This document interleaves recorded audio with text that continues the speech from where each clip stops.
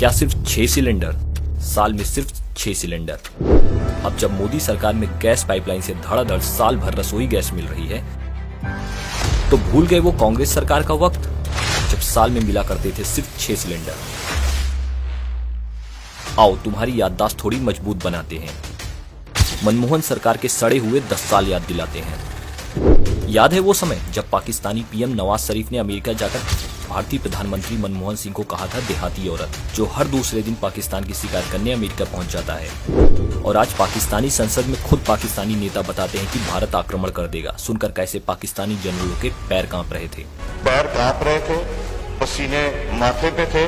और हमसे शाह महमूद साहब ने कहा, फॉरेन मिनिस्टर साहब ने, कि खुदा का वास्ता है अब इसको वापस जाने दें, क्योंकि 9 बजे रात को हिंदुस्तान पाकिस्तान पे अटैक कर रहा है।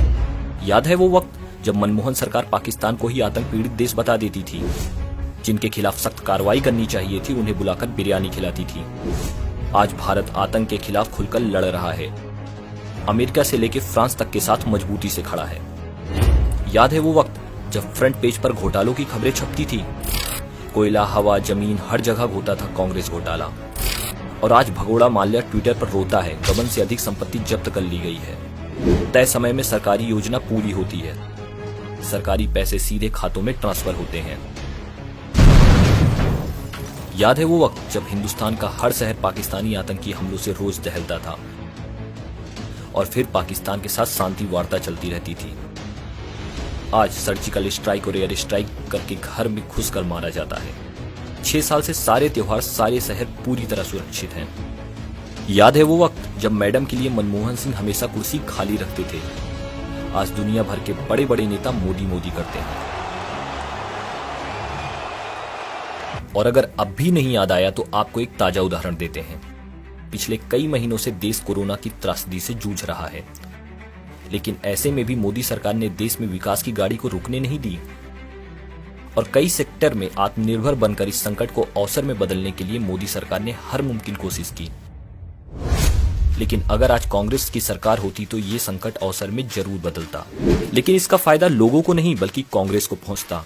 ऐसी स्थिति में भी ये लोग केवल घोटाले करने के ही मौके तलाशते हैं। मास्क घोटाला, पीपीई किट घोटाला, स्वास्थ्य सेवाओं में घोटाला, कोरोना वैक्सीन घोटाला। अगर कांग्रेस की सरकार होती तो अब तक देश ने ऐसे घोटालों के नाम सुन लिया होता।